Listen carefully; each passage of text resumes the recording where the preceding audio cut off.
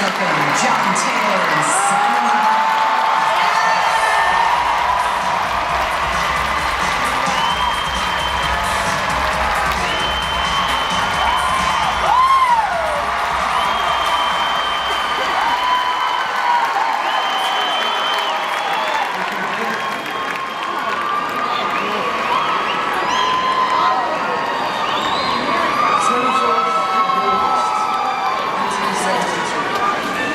An evening in late summer. It's almost the end of the school holidays. One of those days when it felt like England was about to choke on its own nostalgia. Nostalgia for the war years, for the finest hours, while we, the teenagers, were screaming inside for something, anything to happen. And music was where we were looking for signs of life. David Bowie and the Spiders had made their debut. Queens was just around the corner.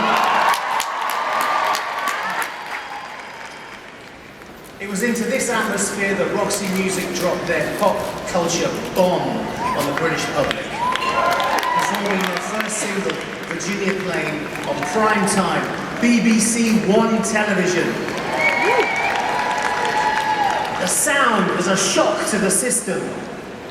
Psychedelic Sinatra, crooning, pop art poetry, over driving drums, over saxophones, and oboes.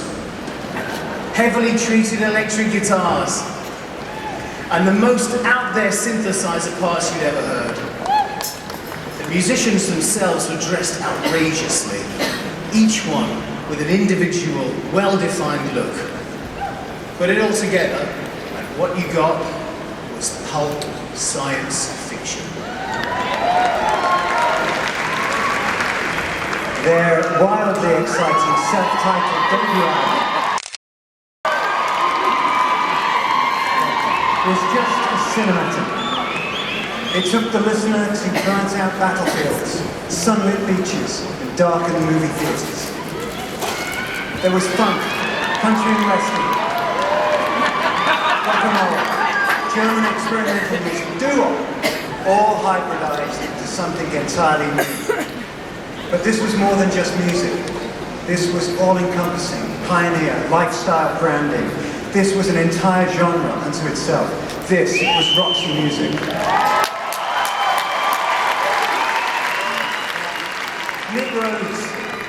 Our bandmate Nick Rhodes and I went to see Roxy in 1974 when they came to Birmingham. I was 14.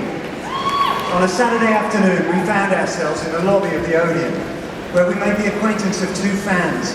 They told us that if we hurried down the alley alongside the building, we could hear them rehearsing. This is where I learned about the secret world of the sound check. There were a dozen kids standing around, all wearing Roxy t-shirts and scarves. We listened as they warmed up on songs from their latest album, Country Life. Suddenly the music stopped, and on cue, a black Mercedes rolled up to the backstage door. I'd never seen a black Mercedes in my life. I would see a lot of them. In a sudden frenzy of activity, the band rushed out into the light and piled into the car, which took off at speed. A girl shouted, "They're staying at the Holiday Inn!" Staying at the Holiday Inn? It's the Brummie accent there. So off we ran, full pelt, across Birmingham city centre. When the car pulled up at the hotel entrance, we were already there. I remember thinking Phil Manzanero was the tallest person I'd ever seen. Well, knowing him now, it must have been the platform boots. At the show that evening, I recorded Roxy on my portable cassette player. You could do that back then. And the next night, in my darkened suburban bedroom, I listened back and realised what I wanted to be. I knew my destiny.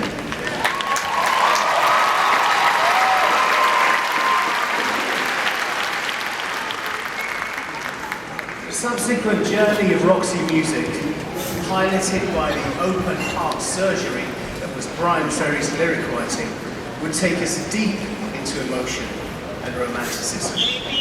As listeners, this This was not what we'd expected. We came to party, but what we learned was to feel.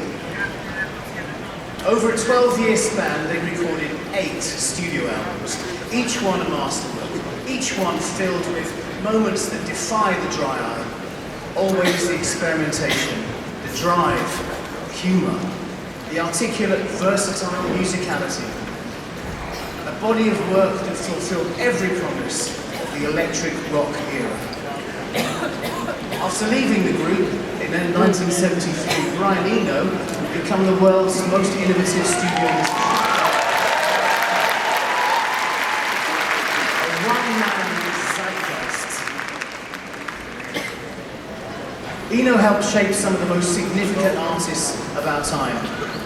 He also has the distinction of being the musician most frequently cited as an answer to clues in the New York Times crossword.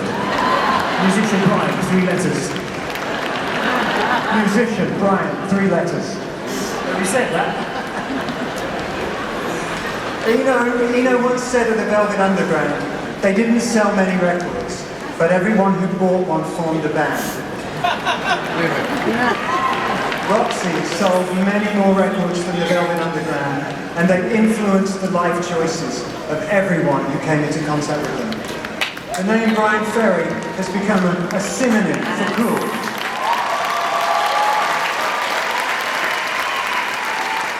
He is like Cary Grant, another Englishman whose phenomenal drive and determination lay behind an image that was made to look so effortless. Aspirational, but strongly grounded in his working class roots, Brian is one of the most restless spirits in 20th century art. In his memoir, Nile Rodgers wrote that after seeing Roxy in London, he tapped into what he called the deep hidden meaning that would fuel the concept for his own band, Chic. The Sex Pistols were also heavily influenced by Roxy. So, indirectly, they helped to ignite the punk rock revolution. And of course, I'm always proud to say that without Roxy music, there really would be no Duran Duran.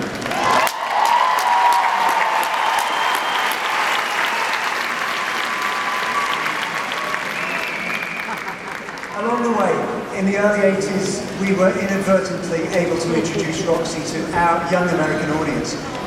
When radio stations like WLIR would play both bands back to back.